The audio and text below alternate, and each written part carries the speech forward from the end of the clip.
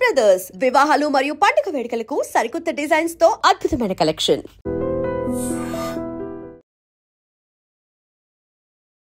నమస్కారం, welcome to I dream. ధర్మ మార్గం విత్ విజిత కార్యక్రమానికి స్వాగతం.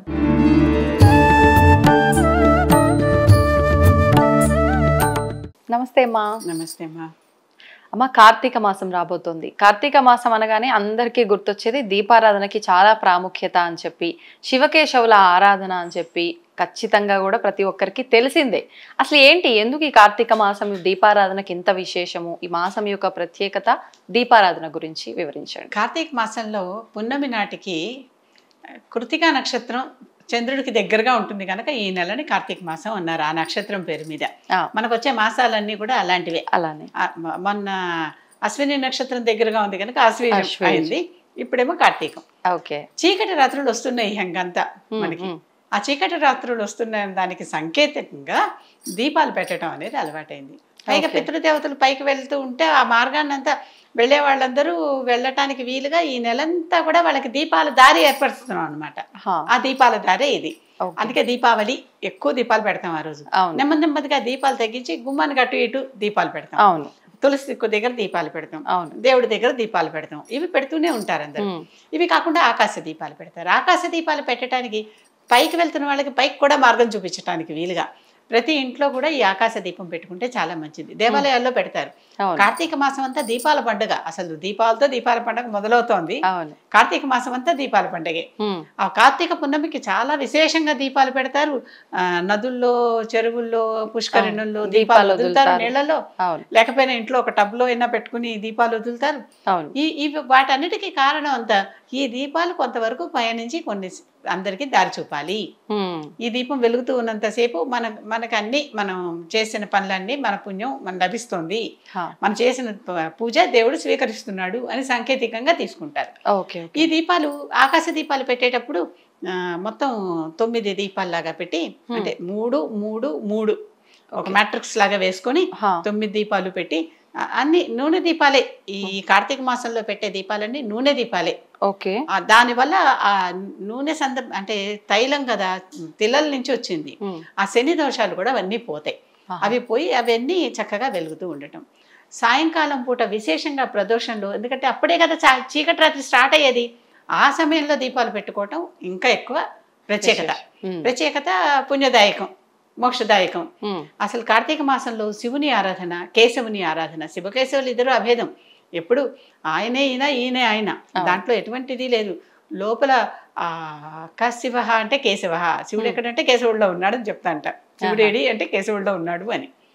ఇప్పుడు మన శరీరాన్ని కూడా ఉన్నంతసేపు మనం చక్కగా శివం, ఆ ప్రాణం పోతే శవం, అలా ఉంటుంది అనమాట పద్ధతి అంతా. ఈ రకమైనటువంటి కార్తీక మాసంలో పెట్టుకునే దీపాలు ఇందుకోసమే పెడుతున్నాం. నిత్యము పెడుతున్నాం, పెద్దల కోసం పెడుతున్నాం, మనకి మోక్ష మార్గం ఏర్పడటానికి పెడుతున్నాం, ఆ పైన పితృదేవతల్ని మంచిగా సాగనంపుతున్నాం, అందుకోసమే పెడుతున్నాం.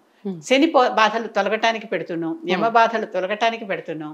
ఇది గుర్తుపెట్టుకుని ఈ నెలంతా కూడా అందరూ దీపాలు పెట్టుకుంటే మంచిది. ఇప్పుడు మీరు అన్నట్టుగా శని బాధలు తొలగిపోవడానికంటే నువ్వుల నూనె అన్నారు, కానీ కార్తీక మాసంలో ఇంకా రకరకాల దీపారాధనలు చేస్తూ ఉంటారు. దీపాల లోపల మనం పెట్టేటటువంటివి ఆవు నెయ్యి, అంటే తైలమే కాకుండా ఎన్నో రకాలైన ఇప్ప నూనెతో దీపం పెడుతూ ఉంటారు, ఆముదంతో దీపం పెడుతూ ఉంటారు. రకరకాల ఆలయాలు ఆముదం నూనెలతో, నూనె అనొచ్చు, తైలం అనకూడదు, రకరకాల నూనెలతో దీపాలు పెడుతున్నారు.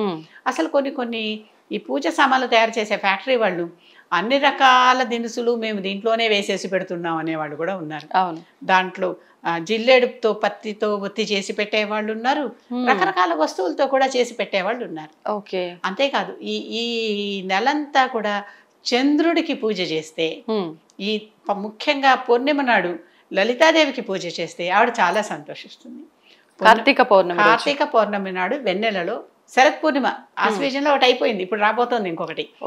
ఆ రోజున చక్కగా పాలతో ప్రసాదం వండి, అంటే పాయసాన్నం వండి, ఆ పాయసానాన్ని తీసుకెళ్లి వెన్నెలలో పెట్టి జాగ్రత్తగా, అపార్ట్మెంట్లు కనిపించిన వాళ్ళు జాగ్రత్తగా చూసుకుని ఎక్కడ కనిపిస్తుందో అక్కడ వెన్నెల దాంట్లో పడాలి. అలా వెన్నెల కిరణాలు పడేలాగా పెట్టి అక్కడ లలిత సహస్రనామ స్తోత్రం చేసుకుని కూర్చుని ఎంతసేపు చేసుకోగలిగితే అంతసేపు చేసుకుని, ఈ పాలు కానీ వండలేకపోతే పాలైనా సరే నైవేద్యం పెడితే ఆ పాలు అమృతం అవుతాయి. చంద్రుడి నుంచి వచ్చే కిరణాలు సుధాంశు కిరణాలు. అది ఈ శరత్ ఋతువులో చాలా ప్రత్యేకంగా విశేషంగా ఎక్కువ పవర్ఫుల్ గా వస్తాయి అవి. అందుకే ఇప్పుడు వెన్నెల చల్లగా హాయిగా ఉంటుంది. అటువంటి సుధా అంటే ఏంటి? అమృతం. ఆయన నుంచి వచ్చేటటువంటి అమృతపు కిరణాలు పాలలో పడి దీనిని పాయసానంలో పడి దీనిని అమృతం చేస్తాయి. ఆ ప్రసాదం తీసుకున్న వాళ్ళందరికీ ఆరోగ్యం, ఆ ప్రసాదం తీసుకున్న వాళ్ళందరికీ ఐశ్వర్యం, ఆనందం. కనుక కార్తీకంలో వచ్చేటటువంటి విశేషమైనటువంటి పున్నమి నాడు వృధా చేసుకోకుండా ఇది ఎక్కడ లలితమ్మ వారే స్వయంగా ఫలశ్రుతిలో చెప్పారు ఉత్తరపీఠికలో. ఆవిడ స్తోత్రంలోనే చివరిలో ఈ రోజున ఇలా చెయ్యండి నాకు చాలా సంతోషం అన్నారు.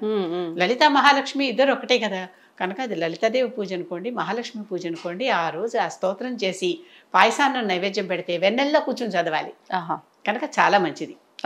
ఇప్పుడు ఇంకా ఉసిరికాయ దీపాలు అని చెప్పి, పిండి దీపాలు, ఉసిరికాయ దీపాలు పెడతారు, నారికేళం కొబ్బరికాయ కొట్టి దాంట్లో దీపాలు పెడతారు, నిమ్మకాయలో దీపాలు పెడతారు. నిమ్మకాయ దీపాలేమో రాహు దీపాలు అని చెప్పి మధ్యాహ్నం పూట పెడతారు, రాహుకాలం సమయంలో చూసుకుని ఆ టైంలో పెడతారు. అలాగే గుమ్మడికాయ దీపాలు పెడతారు, కుష్మండం, దాన్ని కూడా ఇలా పగలకొట్టి దాంట్లో కాస్త నూనె వేసి ఒత్తి వేసి దీపాలు వెలిగించి అమ్మవారికి అటు ఇటు పెడితే అమ్మవారికి కుష్మండం చాలా ఇష్టం, చాలా సంతోషపడుతుంది. కొబ్బరికాయలో పెడతారు. మళ్ళీ నిమ్మకాయ, ఉసిరికాయ అనేది ఏంటంటే ఇప్పుడు ఈ ఉసిరి చెట్టులో విష్ణుమూర్తి ఉంటాడు ఈ నెలలో, కనుక ఆ ఉసిరి చెట్టును తీసుకొచ్చి తులసి పక్కన పెట్టి కళ్యాణం చేస్తాం. అవును, తులసి దామోదర కళ్యాణం అంటాం. అందుకనే దామోదర మాసం అంటారు ఈ మాసాన్ని కూడా. అవును, కార్తీక మాసంతో పాటు దీనికి ఉన్న మరొక పేరు దామోదర మాసం. ఈ దామోదర మాసం అనే పేరు కూడా ఉన్నది దీనికి. కనుక ఆ దామోదరుణ్ణి అంటే దామము ఉదరమందు గల విష్ణుమూర్తిని, అంటే లోపల నుంచి ఇలా పద్మంలో పైన బ్రహ్మ పుట్టాడు కదా, ఆ రూపంలో ఉన్న విష్ణుమూర్తిని ఉసిరి చెట్టులో ఆవాహన చేసుకుని, మరి ఆ ఉసిరికాయలు దాని ఫలితమే కదా. అవును, కనుక ఈ సమయంలో ఆ ఉసిరికాయలతో పూజ చేయటం, ఆ ఉసిరి చెట్టుకి పూజ చేయటం, ఉసిరికాయల్ని అక్కడ నైవేద్యంగా పెట్టడం, దాని మీద ఒత్తి వేసి వెలిగించి అది వాళ్ళ ముందర దీపంలాగా పెట్టడం. దామోదరుడికి ప్రీతి, అందుకని పెడతాం. కానీ అలాగే ఈ మాసంలో తులసికి దామోదరుడికి అంటే ఉసిరి చెట్టుకి తులసి చెట్టుకి కళ్యాణం చేయటం. అవును, ఆ కళ్యాణం కూడా చాలా విశేషంగా ప్రత్యేకంగా జరుగుతుంది. ఆ కళ్యాణం చెట్లకే పూజ చేయటం. మనం నేచర్ని నమ్ముతాము, ప్రకృతే మనకి దేవుడిగా మనం భావిస్తాము అని చెప్పడానికి ఇది ఉదాహరణ. అంత ఖచ్చితంగా. ఓకే, ధన్యవాదాలమ్మా. తవ్వండి, తవ్వుతున్న శివలింగం సరే దాన్ని అట్లా కప్పేసేయండి, చూపించదండి. కృష్ణ ఇస్ దేర్, మూర్తి పూజ కాదు, సాక్షాత్ బ్రజేంద్ర నందన భగవాన్ ఉన్నారు మూర్తిలో. ఏమీ ఆశించకుండా ఆరాధించే వాళ్ళు కూడా ఉన్నారా ప్రభుజీ? నిజమైన భక్తి అంటే మనకు తెలియదు కాబట్టి